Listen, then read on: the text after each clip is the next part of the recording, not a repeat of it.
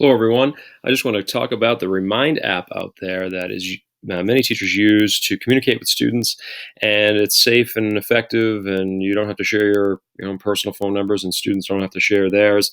This came after me using Google Voice for a couple of years to have some students answer some questions, via text, and trying to encourage more participation in that way.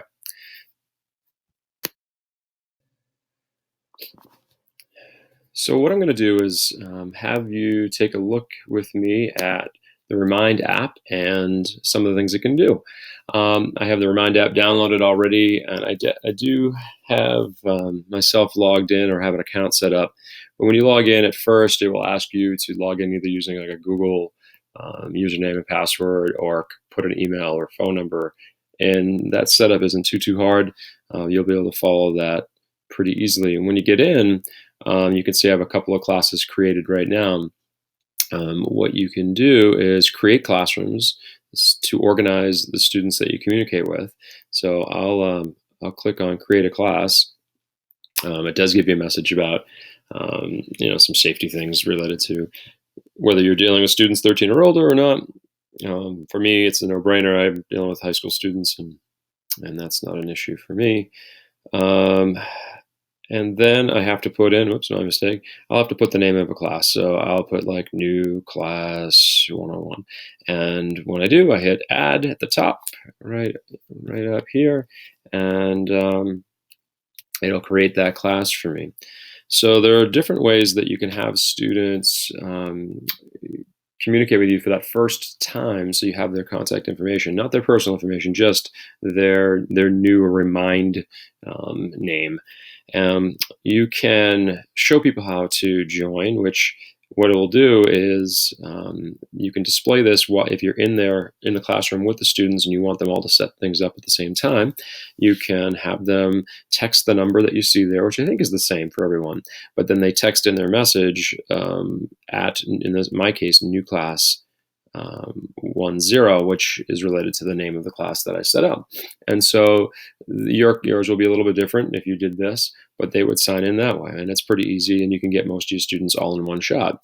Another way to do it is to share a link. And you can put this link in there. I can copy the link and post it, say, on my webpage and have students go there. That's one way. There are other ways, of course, to share that, but the link can be used as well as another way to have students join you in this Remind app. But adding people directly is another option, and you can actually put single phone numbers or single email addresses. And that's one nice thing, is that most of my students have cell phones and texts, and there are only a few who may not, and they can use email accounts. We have email accounts with our school, all our students do, so they can use their email address. And so when they get Remind messages from me, they will go to their email instead of their like mobile device, but at least that's another way to cover more students. So once we're done with adding people, so I'm sorry, I actually have to add someone here. So I'm going to add I'll add a phone number. So let's say here, I'm going to do it this way here. It will send them messages and give you some reminders. And I can see I already got a message about that. This is what they will get. This is my nickname, and then it talks about using Remind, and they get to reply yes to avoid missing messages, so they can cancel it. But of course, entering yes is what I'm hoping for. And then they will be added to my class. So that's what students will see. And now I have a student in my class. Okay. So when a student does sign up, it does ask for their name. You can see I type my name in here. It asks you, I put teacher, but they would put student. And then it says that you have joined your class. When they do, they see a message from a random phone number at the top that isn't mine, and it talks about this is the thread for Remind messages from me, and that they've joined the class. So that's what they see next.